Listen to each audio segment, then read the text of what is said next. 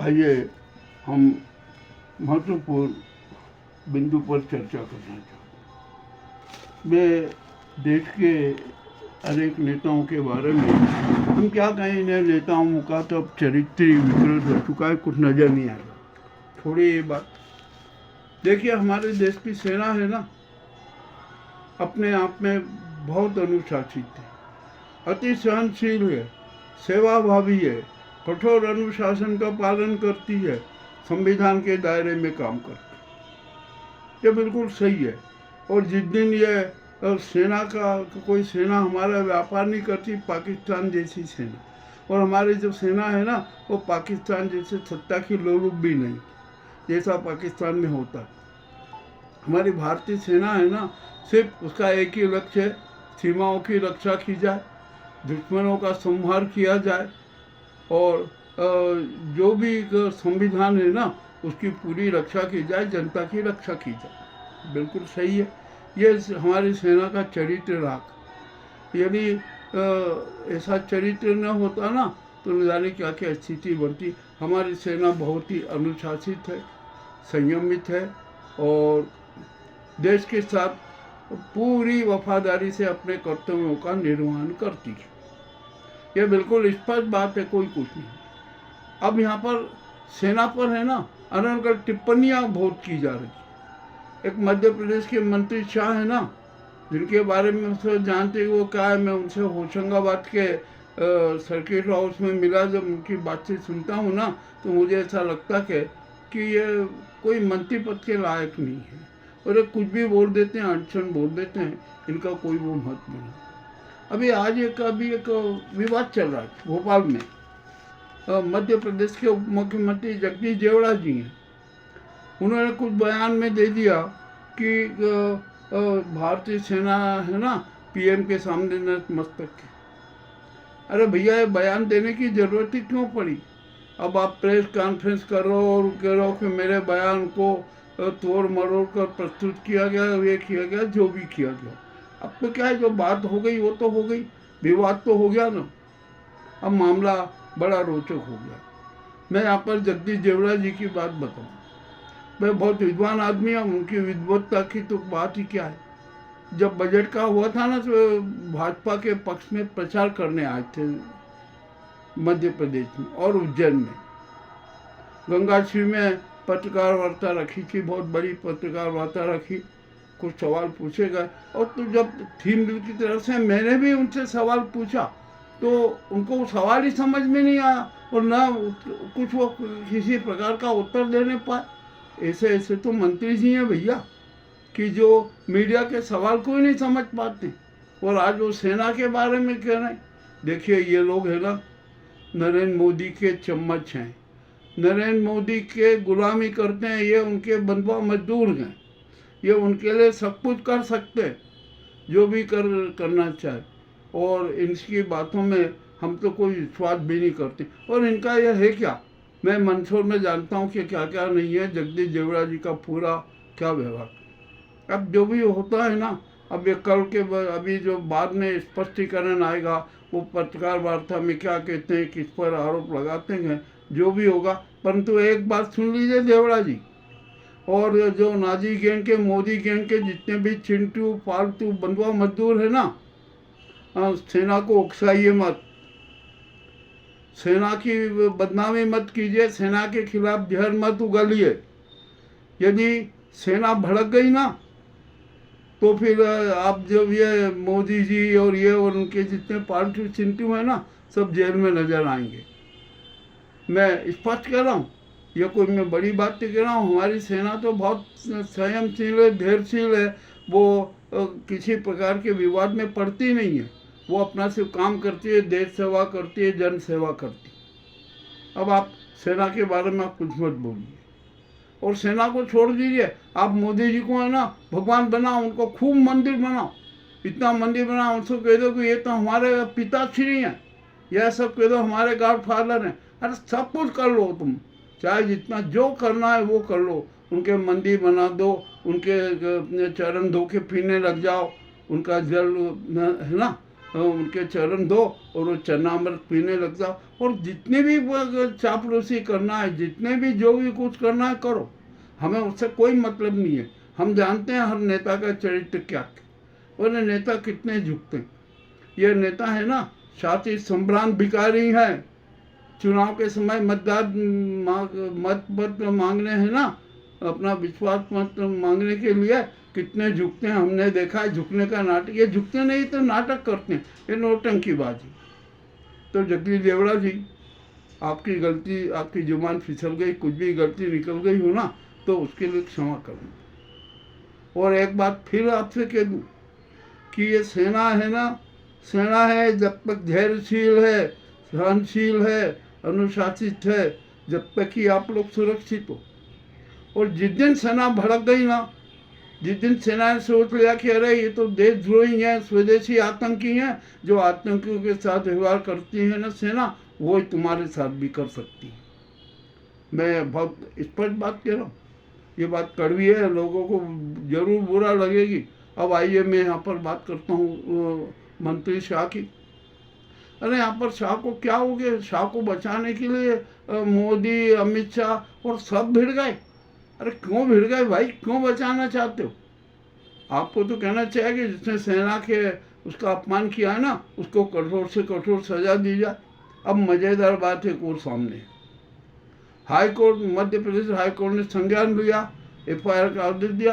तो मध्य प्रदेश पुलिस ने FIR में भी बड़ी नाटकबाजी की। एक तो श्री विजय पाल दिखा, और दूसरी बात उसमें है ना, जो कर्नल सोफिया के खिलाफ जो उन्होंने बातें कही थी ना, उस FIR में कहीं भी किसी प्रकार का नाम तक, विवरण तक नहीं है। अरे ये कैसी FIR है?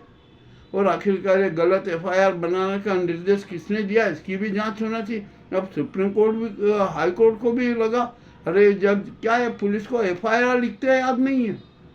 आप दूसरे अपराधियों के आगे छिरी कभी नहीं लगाते, और मंत्री के आगे आपने छिरी लगा दिया। क्यों लगाया छिरी? उसमें नाम लिखिए, फिर छिरी हटाइए। और बड़े नाटक हो रहे हैं। तो अब मध्य प्रदेश पुलिस भी फंस गई। और अब तो शायद हो सकता है कि सुप्रीम कोर्ट भी मध्य प्रदेश पुलिस को फटकार लगाए कि अरे आप ये कैसा क्या कर रहे हैं, ऐसा मत कीजिए, आपको तो सबके साथ समान व्यवहार कीजिए। अब हाई कोर्ट भी फटकार लगाएगा। और आपको तो अभी मंत्री को है ना, शाह को हटा देना चाहिए था, मगर आप हटा नहीं रहे। और शाह में इतना उन्माद है, उसने कहा कि अरे मैं क्यों त्यागपत्र दूँ, ये मुझे हटा नहीं सकते। मैं नरेंद्र मोदी और अमित शाह से मिलूंगा, उनसे चर्चा करूंगा, उनसे सलाह लूंगा कि मुझे त्यागपत्र देना है या नहीं। अरे आप आदिवासी उसके मंत्री हो ना, इसका मतलब ये थोड़ी है कि आप बहुत बड़े सुपर हो गए। और अभी एक ABVP का पत्रकार के साथ भी जो घटना हुई ना, वो भी बड़े विचित्र लगते। अरे क्या हो गया, ये कुछ समझ में नहीं आ रहा। और जो अब तो मैं मीडिया से है ना, मीडिया वाले जो कर्मी है ना, उनसे हाथ जोड़ के प्रार्थना करता हूँ कि नाजी गैंग की, इन नेताशाहों की, कारपोरेट जगत की, और जो पूंजीपति लोग हैं ना, इनकी गुलामी छोड़ दीजिए, इनकी चरण वंदना बंद कर दीजिए। आपको खटाखट सवाल कीजिए, दबंगता से सवाल कीजिए। अरे आप कर नहीं सकते, हम जानते हैं, क्योंकि सबको अपनी अपनी सुविधाएं चाहिए। सब हर कोई थीम में न्यूज़ जैसा थोड़ी हो जाएगा कि खुली बात कहे, सच सबके सामने रखे। ये मामला बड़ा पेचीदा होता जा रहा है। अभी हमारे भोपाल से हमारे जो संजय है ना, हमारे संजय मतलब किसी नाम नहीं है, जो हमें को सूत्र देते हैं, समाचार का घर बताते हैं, मर बताते, हम उनको संजय कहते हैं। हमारे यहाँ बहुत सारे संजय सक्रिय हैं पूरे प्रदेश में, देश में। वे जैसी सूचनाएं देते हैं हम उसकी प्रस्तुति खुलेआम कर देते हैं। अभी जो देवड़ा जी ने कुछ प्रेस कॉन्फ्रेंस की है, उस प्रेस कॉन्फ्रेंस में क्या क्या बोले हैं, कैसे कैसे सवाल हुए हैं, उसका विवरण हमें रात को 8-9 बजे प्राप्त होगा। सारा कर रहा है खोज कि आखिर क्या हुआ, क्या नहीं हुआ, किस प्रकार बचत के रास्ते निकाले जा रहे हैं, गलियारे निकाले जा रहे हैं। अब ये मामला बड़ा रोचक हो गया है और कुछ भी नहीं है। और फिर मैं यहाँ पर अब एक बात कह देता हूँ कि सेना के साथ जरा सा भी खिलवाड़ मत कीजिए, छेड़छाड़ मत कीजिए। यदि सेना भड़क गई ना तो फिर आपकी क्या मुसीबत होगी आप भी जान लीजिए। ये जितना नाजीवाद का उन्माद है ना, ये चापलूसवाद का उन्माद, ये जुमलेवाद का उन्माद है, ये जुबान फिसलने का उन्माद है ना, ये सब धरा धरा कर रह जाएगा। और आप जब तिहाड़ में रहोगे ना और शेरा जब आपके साथ जो व्यवहार करेगी तो आप चोखड़ी भूल जाओगे। अरे यार आपको क्या हो गया है आप लोगों को? अरे आप तो मोदी की रोजाना ऐसा उनकी चरण धूल उठा के ले जा रहे, अपने घर में वहाँ रख लीजिए और पूजा रोजाना किया कीजिए। अपना आपको तो पद पे बने रहना है ना, मंत्री बने रहना है, धन कमाना है और सारे नाटक करना। अब ये बंद कर दीजिए सारे, ये नाटक अब नहीं चलेंगे। और अब तो हम सेना को भी, सेना के अफसरों को भी बहुत खुली बात कहना चाहते हैं। नंबर एक तो देश में सेना के लिए है ना फील्ड मार्शल की नियुक्ति अनिवार्य है। और यदि कोई भी सेना के खिलाफ कोई भी नेता हो, पत्रकार हो, पूंजीपति हो, कोई भी दलीय नेता हो, कोई भी ये नादी मोदी गैंग का चिंटू हो या जो धार्मिक गैंग है ना उसके भी कुछ जो चिंटू हो, यदि वे सेना के खिलाफ एक शब्द का प्रयोग करें ना, सेना आक्रामक रूप अपना ले। अब तो सेना को भी थोड़ा अपना चरित्र बदलना पड़ेगा। और यदि सेना ने चरित्र नहीं बदला ना तो ये नाजी कोकनिगे है ना सेना की छवि भी खराब कर देंगे। ये सेना को भी अपना गुलाम बताने लग जाएंगे। जैसे देवराज जी ने बयान दिया उससे तो ये लगता है कि सेना ने पीएम के सामने झुकी। अरे कोई झुकी नहीं है। मैं आपको बात फिर बता दूं, सेना ने तो जो जो बयान और सच जारी किया है ना वो मोदी नहीं कर सकते। मैं खुली बात से स्पष्ट कह रहा हूँ कि आप ये कोई इसमें गलत बात नहीं है। और अब सेना है ना, अब तो सेना को थोड़ा चरित्र तो बदल ही लेना पड़ेगा। और जो भी सेना के खिलाफ बोले, जो सेना की बदनामी करने का प्रयास करे, उसके खिलाफ कठोर से कठोर कार्रवाई खुद सेना करे। और यहाँ पर एक बात और बता दूँ कि ये जो नाजी कोकनिगन है ना, इसमें अब हमारी राष्ट्रपति भी शरीक हो गए।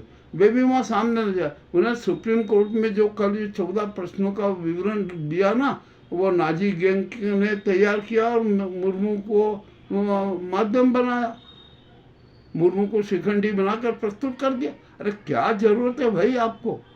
आप तो न्यायाधिपति है, आपको तो सुप्रीम कोर्ट से चीफ सीआईडी से मिलकर पूरी बात जान लेना चाहिए, सत्य जान लेना चाहिए। और जो मिस्टेक है ना, जो कहीं गलतियां खामियां उनको दूर करने की पहल कर लेना चाहिए। परंतु आपने ऐसा नहीं किया और 14 प्रश्न थोप दो। आपने प्रश्न दे दिए, कोई दिक्कत नहीं है। अब कार्यपालिका है ना अपनी मनमानी नहीं कर सकती, वो संविधान को नहीं तोड़ सकती। संविधान की जो परंपरा के, संविधान के अनुच्छेद है ना उनके साथ खिलवाड़ नहीं कर सकती। और ये आपने खिलवाड़ किया ना तो सुप्रीम कोर्ट उस खिलवाड़ की सज़ा आपको देने के लिए सक्षम है, चाहे राष्ट्रपति हो, प्रधानमंत्री हो, कोई भी मंत्री। अभी अभी मैं जब पढ़ रहा था तो रवीश कुमार जी ने भी एक बड़ी बात की, हालांकि इंडियन एक्सप्रेस समाचार पत्र के माध्यम से कि जो पुलवामा 2 हुआ ना उसका संपूर्ण संज्ञान भारत सरकार को था, पूरी भारत सरकार को था, गृह मंत्रालय को था, एलबी को था, और जो वहाँ पे सुरक्षा कर्मी उनको था, गृह मंत्रालय को था। तो आपने जब पहलगांव में तो सुरक्षा व्यवस्था कुछ नहीं की, और श्रीनगर में आपने जो नाटक किया ना सुरक्षा का, ये करते रहे। तो इससे तो अभी स्पष्ट होता है कि पुलवामा 2 होने ही दिया गया और इसी नाजी गैंग ने होने दिया। 4 आतंकी 5 दिन पहले घटना स्थल पर आकर घूमे फिरे, उन्मत्तता से घूमते रहे, और आपका जो सुरक्षा तंत्र है कुछ भी नहीं पता लगा सका कि क्या है क्या नहीं है। ये मामला बड़ा विचित्र हो गया कि अब तो यहाँ पर सिर्फ एक ही सवाल आता है कि अब तो राष्ट्रपति जी पर भी जनता का विश्वास नहीं रहा, तो आखिरकार अब न्यायाधिपति कौन होगा? अब यहाँ पर जो हमारे सीजीआई बने हैं ना, वे ही संविधान के रक्षक हैं, वे ही संविधान की रक्षा करेंगे। इस नाजी गैंग से है ना वे ही निपट सकते। अब उनका सीजीआई बनना भी नाजी गैंग को बहुत अखर रहा है, हम जान रहे हैं। इतना अखर रहा है कि हद से ज़्यादा अब मैं वहाँ कर जो कुछ जो जजेस हैं ना, उन पर डोरे डाल के CJI गवई के खिलाफ कुछ न कुछ नाटक करवाएंगे, कुछ न कुछ षड्यंत्र रचेंगे। इसका भी हमें ऐसा एहसास हो रहा है, परंतु गवई घबराने वाले नहीं हैं। वो बिल्कुल खुले खट आदमी है। उनके संविधान की जो मर्मज्ञता है ना, वो अपने आप में अद्वितीय है। और वे निर्णय भी अब ऐसे देंगे जो राष्ट्रपति जी ने 14 सवालों का सुझाव मांगे हैं ना, वो ऐसे सुझाव देंगे कि खुद राष्ट्रपति कटघरे में खड़ी हो जाए। अब तो कार्यपालिका है ना, कार्यपालिकाओं को भी संविधान के अनुरूप ही कार्य करना पड़ेगा। अरे मैं तो बहुत बोल सकता हूँ, इतने इतने सत्र रखूँ, कब तक रखूँ, कितना लंबा शूट हो जाएगा एक वीडियो के, मेरी भी अपनी सीमाएँ हैं। फिर भी जो हमने अभी जो सच सामने रखा है ना, वो जनता को पसंद आना चाहिए। मैं आपसे जगदीश देवड़ा जी ने किस प्रकार क्या क्या कहा, इसका संपूर्ण विवरण सत्य अगले एपिसोड में प्रस्तुत करूँगा, क्योंकि बिना साक्ष्य के, बिना संपूर्ण जानकारी के कुछ भी कहना उचित नहीं हो। हम तो सच बोलने के आदी हैं, सच बोल दिया, अब आपके सामने प्रस्तुत है। अब आप ही सोचिए कि हम ये नाजी गैंग किस तरह से न्याय हमारे देश को तबाह करना चाहती है, बर्बाद करना चाहती है, ये जनता को अपना गुलाम बनाना चाहती है।